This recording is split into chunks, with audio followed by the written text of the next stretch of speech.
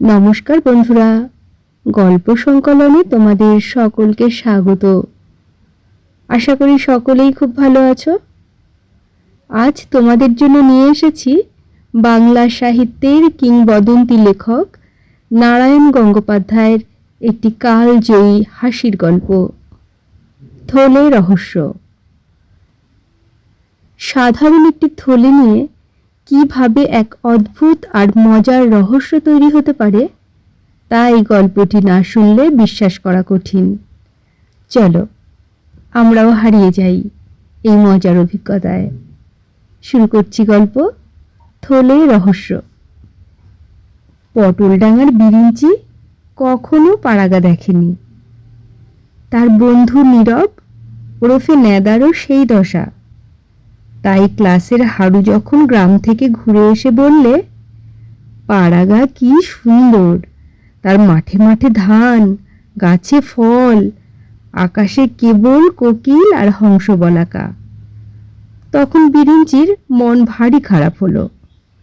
এত খারাপ হলো যে নাকের ডগা সুরসুর করতে লাগলো। আর টিফিন পিরিয়ডে বসে বসে একাই 2 আনার চিনেবাদাম খেয়ে ফেললে, কাউকে একটা ভাগ দিলে না। বিরিঞ্চির এক পিসিমা থাকেন হুগলির এক পাড়াগাঁয়ে। কলকাতা থেকে 3 ঘন্টা লাগে সেখানে যেতে, কিন্তু বিরিঞ্চির বাবা কখনো সেখানে যাননি, কাউকে যেতেও দেননি। তার ধারণা হাওড়া স্টেশনের চৌহদ্দি পেরুলেই ঝাঁকে ঝাঁকে মাছি মশা আর বীজাণু এসে আক্রমণ করবে। তারপর কালাজ্বর, পালাজ্বর, ডেঙ্গু জ্বর, ম্যালেরিয়া, প্লেগ, বাত, টাক পড়া সব একসঙ্গে চেপে ধরবে। পাড়াগা উড়ুব্বাস, সাক্ষাৎ জম্পুরি বলেই বিরিঞ্চির বাবা টপাত করে একটা প্যালোড্রিন খেয়ে ফেললেন পাড়াগাঁয়ে যাবার আগেই।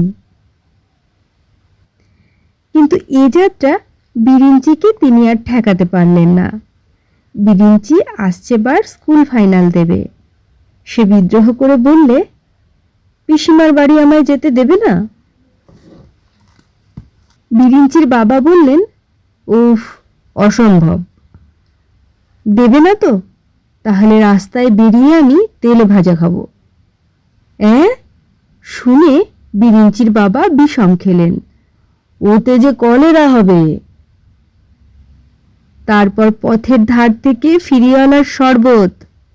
বিরিঞ্চির বাবা আর্তনাদ করে বললেন, ডবল নিউমোনিয়া। আইসক্রিমও কিনে খেতে পারি। বিরিঞ্চির বাবার ফিট হবার উপক্রম। ধরা গলায় বললেন, যক্ষা। তাহলে পিসিমার বাড়ি যেতে দাও। বিরিঞ্চির বাবা প্রায় অথই জলে হাবুডুবু খাচ্ছিলেন। এমন সময় বিরিঞ্চির মা এসে হাজির। তিনি স্বামীকে একটা ধমক দিয়ে বললেন, তোমার না হয় মাথা খারাপ হয়েছে, তাই বলে ছেলেটাকেও পাগল করবে নাকি? যা বিজু, তোর তো এখন ছুটি আছে, দিন কয়েক ঘুরেই আয় পিসিমার বাড়ি থেকে, ঠাকুরজি কত খুশি হবে। এই বলে সব মিটিয়ে দিয়ে বিরুর মা ঝিকে বকতে গেলেন। ঝি 2টো কাচের গ্লাস ভেঙে ফেলেছিল। বিরিঞ্চির বাবার ভুঁড়ি কাঁপিয়ে সাইক্লোনের মতো একটা দীর্ঘশ্বাস বেরুল। চিচি করে বললেন, তবে ঘুরেই আয়, কিন্তু যাবার সময় 1 বাক্স ওষুধ দিয়ে দেব, ক্লোরিডিন, প্যালুড্রিন, চ্যবনপ্রাশ, সিনা 30, বেলেডোনা 200 আর ভাস্কর লবণ। সব চাট করে দেব, দরকার পড়লেই খেয়ে নিবি। হ্যাঁ, সেই সঙ্গে বেনজিন আর তুলোও দিয়ে দিতে হবে। বিরিঞ্চি বলতে যাচ্ছিল, মেডিকেল কলেজটাও সঙ্গে দিয়ে দিও, আর কোনো ভাবনা থাকবে না। কিন্তু বাবাকে কি আর সে কথা বলা যায়? আপাতত পারমিশন পাওয়ার আনন্দে সে লাফাতে লাফাতে তার বন্ধু নেদাকে খবর দিতে ছুটল। ট্রেন থেকে নেমে দেখা গেল পিসেমশাই আসেননি। এই যে এখন কোন দিকে যাওয়া যায়? বিরিঞ্চি বললে, এই প্ল্যাটফর্মে কিছুক্ষণ হাওয়া খেয়ে নি, তারপর ভাবা যাবে ওসব। নেদা বললে, বেজায় খিদে পেয়েছে যে, হাওয়ায় পেট ভরবে না। বলতে বলতে পিসেমশাই এসে হাজির। পায়ে চটি, গায়ে গেঞ্জি, কাঁধে গামছা, হাঁপাচ্ছেন। বিরিঞ্চি দেখেই চিনল। তাদের কলকাতার বাড়িতে সে আগেও 2-3 বার পিসেমশাইকে দেখেছে। ধা করে তক্ষুনি তাকে একটা প্রণাম ঠুকে ফেললে, সঙ্গে সঙ্গে নেদাও। পিসেমশাই বললে, আসতে একটু দেরি হয়ে গেল, রাস্তায় ভালো মাছ দেখলাম, তাতেই। আরে আরে, পিসেমশাইয়ের হাতে ন্যাকড়ার পুটুলিতে কি যেন দাপাদাপি করছিল। হঠাৎ তা থেকে কালো লম্বা মতো কি একটা জিনিস ছিটকে পড়ল ন্যাদার পায়ের কাছে। ন্যাদা সঙ্গে সঙ্গে 3 হাত 1 হাই জাম্প মারল। সাপ সাপ! সঙ্গে সঙ্গে বিরিঞ্চি একটা আছাড় খেতে খেতে সামনে গেল। হ্যাঁ, সাপ? কোথায় সাপ? কি সাপ? কাঁচা পাকা গোফে পিসেমশাইয়ের হাসি ঝিলিক দিয়ে উঠল। সাপ নয়, মাগুর মাছ। বলেই পিসেমশাই উবু হয়ে সেই লম্বা কালো জিনিসটাকে কপাত করে পাকড়াও করলেন। তারপর বললেন, তোমাদের জন্য এগুলো কিনতেই তো দেরি হয়ে গেল। নাও, একেবারে বাড়ি চলো। বাড়ি কাছেই, কাঁচা রাস্তা দিয়ে মিনিট 10 হেঁটে একটা আমবাগান পেরুলেই। পিসিমা দৌড় গোড়াতেই দাঁড়িয়েছিলেন। ভারী খুশি হয়ে বললেন, আয় আয় আয়, এতদিন পরে বুঝি গরিব পিসিকে মনে পড়ল? আর এটি বুঝি তোর বন্ধু? কি নাম? নেদা? বাহ, বেশ নাম। তা এসো বাবা, ভেতরে এসো। তারপর চিড়ে, মুড়ি, নারকেল নাড়ু, এলাহি কাণ্ড। খেতে খেতে বিরিঞ্চি বললে, বেশ লাগছে না রে? নেদা চোখ বুজে নারকেলের নাড়ু চিবুতে চিবুতে বললে, লা গ্র্যান্ডি। দুপুরে সেই ব্যাপার। মাগুর মাছের কালিয়া, পোনা মাছের ঝাল, মুড়ি ঘন্ট, বাটি চচ্চড়ি, পোস্তর বড়া, সোনামুগের ডাল, বাটির পর বাটি।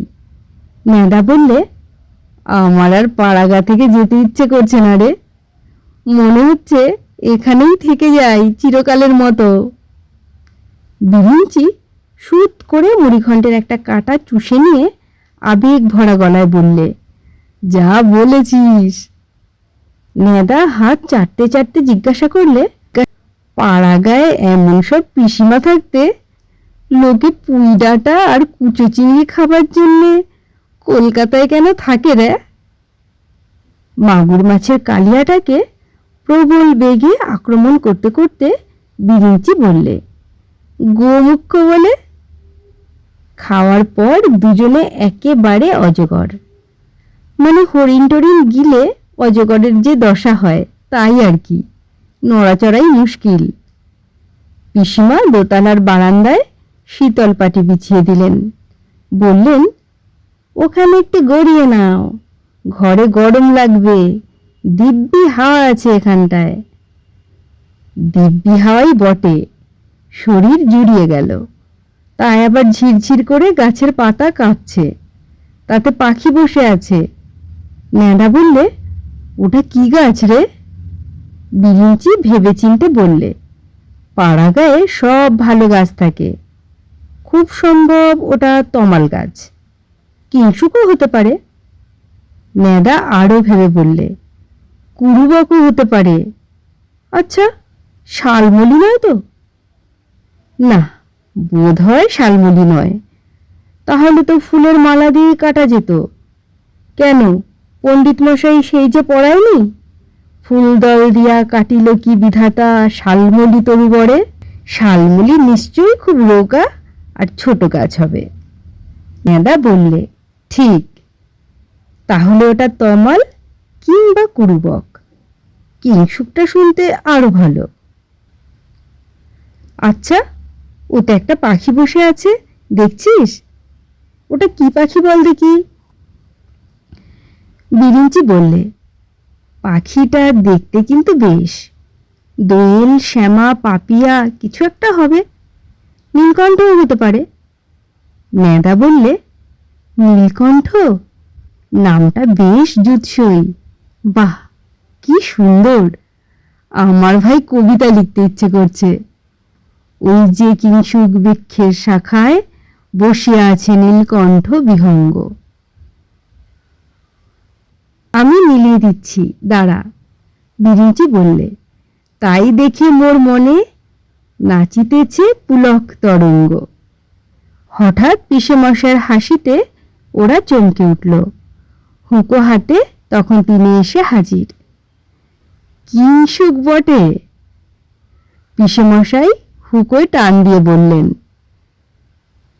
ওই গাছের নাম হচ্ছে ঘোড়া নিম। আর ওই পাখিটা নীলকণ্ঠ নয়, ওর নাম হাঁড়ি চাচা। ব্যাঙ আর কেঁচো ধরে খায়।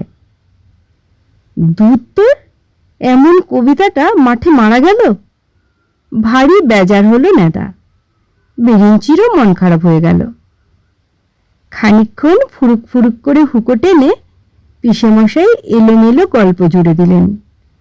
ধান চালের দর, গায়ের গো মোড়ক, কলকাতায় খাঁটি দুধ পাওয়া যায় কিনা, রাইটার্স বিল্ডিং এর নতুন বাড়িটা কি প্রকাণ্ড, এইসব। কিন্তু ওদের তখন বিরক্তি ধরে গেছে। দুজনে হু হু করতে করতে কোন ফাঁকে টপ করে ঘুমিয়ে পড়ল। বিকেলে লুচি, হালুয়া আর চা খেয়ে দুজনে বেড়াতে বেরুল। গাছগাছরা, পুকুর, ঝোপ জঙ্গল বেশ লাগছিল। হঠাৎ দেখা গেল জঙ্গলের মধ্যে এক জায়গায় একটা লোক কি যেন খুঁড়ছে কোদাল দিয়ে, একেবারে নিবিষ্ট হয়ে। বিরিঞ্চি ফিসফিস করে নেদাকে বললে, গুপ্তধন খুঁজছে নাকি রে? নেদা বললে, অসম্ভব কি, পাড়াগাঁয়ে তো এখানে ওখানে ঘড়া ঘড়া মোহর লুকোনো থাকে শুনেছি। গাছের আড়ালে দাঁড়িয়ে দুজনে দেখতে লাগলো। হিস্য হিস্য করে লোকটা সমানে মাটি কাটছে। টপটপিয়ে ঘাম পড়ছে গা দিয়ে। খানিক পরেই কি যেন টেনে তুলল আঁকপাক করে। বেশ পেল্লায় জিনিস একটা। কি ওটা? নেদা ফিসফিস করে বললে। বোধ হয় মোহরের ঘড়া। বলেই উত্তেজিত হয়ে বিরিঞ্চি যেই গলা বাড়িয়ে দেখতে গেছে, অমনি শুকনো পাতায় খচর খচর আওয়াজ শুনে লোকটা ফিরে তাকালো। দেখতেও পেল ওদের। এক মুখ দাঁত বের করে হেসে বললে, কি দেখছো খোকারা? বিরিঞ্চি আর কৌতূহল সামলাতে পারল না। বললে, মাটি থেকে ওটা কি তুললে তুমি? গুপ্তধন নাকি? লোকটা হি হি করে হেসে বললে, গুপ্তধনই বটে, জব্বর ওল একখানা। দেব নাকি একটুখানি কেটে? নিয়ে যাও না, তোফা ডালনা খাবে। ধুত, ডালনার নিকুচি করেছে। গুপ্তধনের বদলে শেষকাল কিনা ওল, ছ্যা ছ্যা। বিরিঞ্চি বলল, চল নেদা, যাই এখান থেকে। দুজনে হন হন করে এগিয়ে যেতে যেতে শুনল পেছনে সেই লোকটা খিক খিক করে হাসছে। আরও খানিক হাঁটতেই একটা পুরনো পোড়ো বাড়ি। দরজা জানালা কোথাও কিছু নেই। ভেতরে জনমানুষ আছে বলে মনে হয় না। ওই গুপ্তধন কথাটা আজ বিরিঞ্চিকে পেয়ে বসেছে। এই বাড়িটা দেখে কেমন সন্দেহ হলো তার। হঠাৎ মনে হলো, এমনি পোড়ো বাড়িতে তো গুপ্তধন লুকোনো থাকে। কে জানে, হয়তো এই বাড়িতেই আছে। বিরিঞ্চি দাঁড়িয়ে বলল, নেদা, কি রে? এই বাড়িতে গুপ্তধন আছে। শুনে নেদার রোমাঞ্চ হলো। বললে, সত্যি? কি করে জানলি? আমার মনে হলো, বাড়িটার কেমন রহস্যময় চেহারা দেখেছিস? পাড়াগাঁয়ের এইসব বাড়িতেই মোহরের ঘড়া লুকোনো থাকে। যাবি খুঁজতে?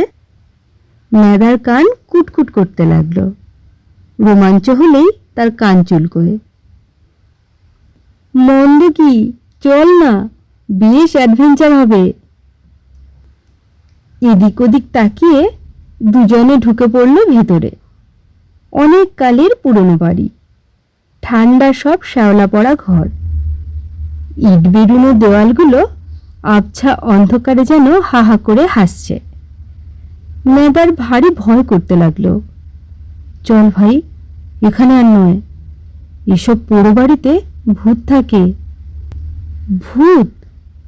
বিরিঞ্চি ভ্রুকুটি করে বলল। এ যুগের ছেলে হয়ে তুই ভূতে বিশ্বাস করিস?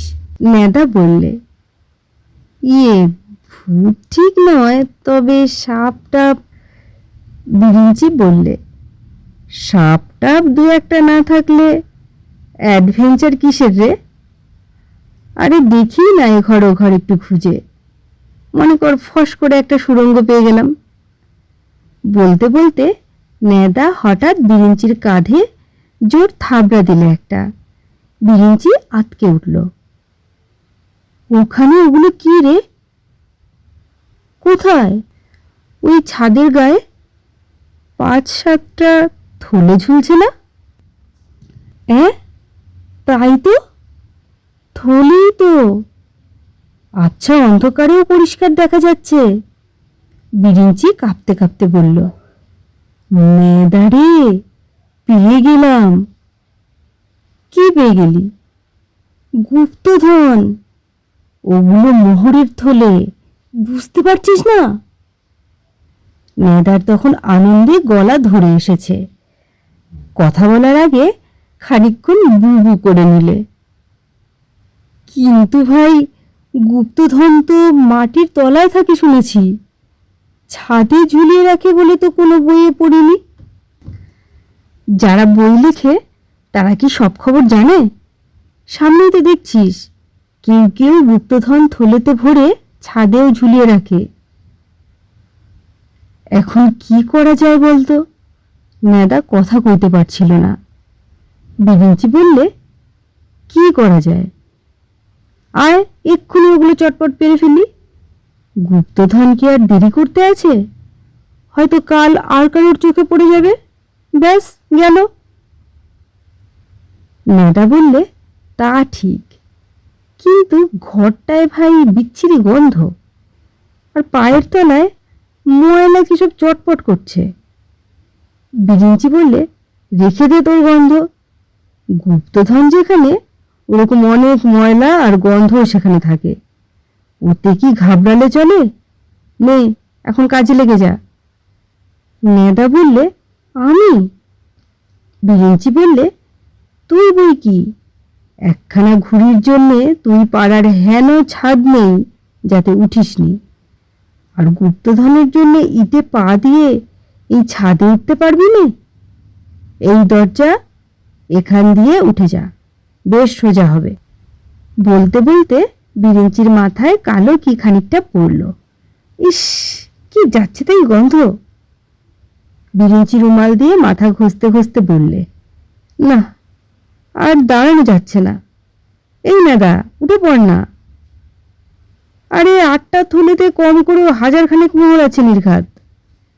হিরে টিরেও থাকতে পারে, আধা আধি ভাগ করে নেব। ওভারনাইট বড় লোক, বুঝলি না? নেদা বললে, নিয়ে যাবি কি করে? লোকে দেখবে যে। বিরিঞ্চি বিরক্ত হয়ে বলল, কোচরে করে নিয়ে যাব। কেউ জিজ্ঞাসা করলে বলবো ওল নিয়ে যাচ্ছি। পাড়া গায়ে পথে ঘাটে কত ওল থাকে, নিজের চোখেই তো দেখলি। তা দেখলাম বটে। নেদা মাথা নেড়ে বললে, তবে উঠি? ওঠ, আমি নিচে কোচা পেতে রাখছি, থলে পারবি আর কোচার ভেতরে টুপটাপ করে ফেলে দিবি। তাহলে জয় গুরু বলেই নেদা দেওয়াল বাইতে আরম্ভ করলে। আর কি আশ্চর্য, উঠেও গেল ঠিক। বিরিঞ্চি কোচা পেতে এদিকে রেডি হয়েই আছে, এক্ষুনি বড়লোক হয়ে যাবে। কোচার ভেতরে পড়বে মোহর, হিরে। উফ, শিগগির দে, ফেলে দে ওপর থেকে, একেবারে 2টো করে। 1, 2, 3 বলবার আগেই নেদা দুটো থলে ধরে টান দিয়েছিল এক হাতেই, কিন্তু তক্ষুনি হাউ মাউ করে চেঁচিয়ে উঠল, বাপরে, গেছি! কি হলো? আর্তনাদ করে নেদা বললে, থলে আমায় কামড়াচ্ছে। মোক্ষম কামড় মেরেছে। নেদার সমানে হাউমাউ করতে লাগলো। ইস, থলের কি দাঁত রে, রক্ত বের করে নিল। এমন দাঁতাল থলে তো কখনো দেখিনি। বলতে বলতেই আবার সেই কালো কালো বিচ্ছিরি জিনিস বিরিঞ্চির একেবারে নাকে মুখে পড়ল। কি গন্ধ রে, ওয়াক ওয়াক! বিরিঞ্চির গলায় পিসিমার সব মুড়িঘণ্ট আর লুচি হালুয়া উল্টে এলো। আবার নেদা চেঁচিয়ে উঠল, থলে আমায় কামড়াচ্ছে, আমায় খেয়ে ফেললে। থলে যে কখনো কামড়ায় সে তো জানতাম না। তাড়াতাড়ি করে দেওয়াল বেয়ে নামতে গিয়ে নেদা একেবারে বিরিঞ্চির ঘাড়ে এসে পড়ল। তারপর দুজনে ময়লা দুর্গন্ধ মেঝেতে গড়াগড়ি। গুপ্তধনের থলেরা তখন ডানা মেলে উঠতে শুরু করেছে। ওরা উঠে দাঁড়াতেই ওদের নাক মুখ খামচে দিয়ে কিচিরমিচির করতে করতে বাইরের বিকেলের ছায়ায় তারা মিলিয়ে গেল। ওরা যখন পোড়োবাড়ি থেকে বেরিয়ে এলো তখন আর কেউ কারো দিকে তাকাতে পারছে না। ময়লায় পা থেকে মাথা পর্যন্ত ভর্তি, আর গায়ের গন্ধ যেন গন্ধমাদন পর্বত একজোড়া।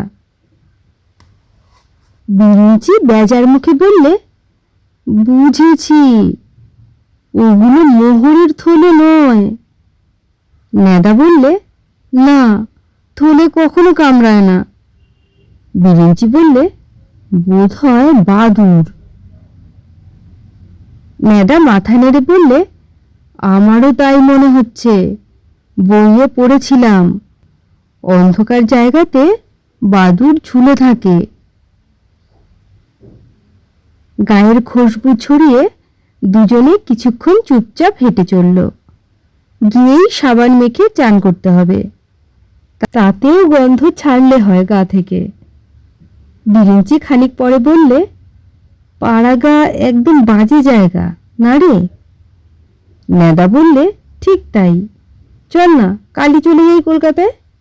আমার হাতে কি জোর কামড়ে দিয়েছে রে, রক্ত পড়ছে। উফ, আমার নাকও আঁচড়ে দিয়েছে, ভীষণ জ্বালা করছে।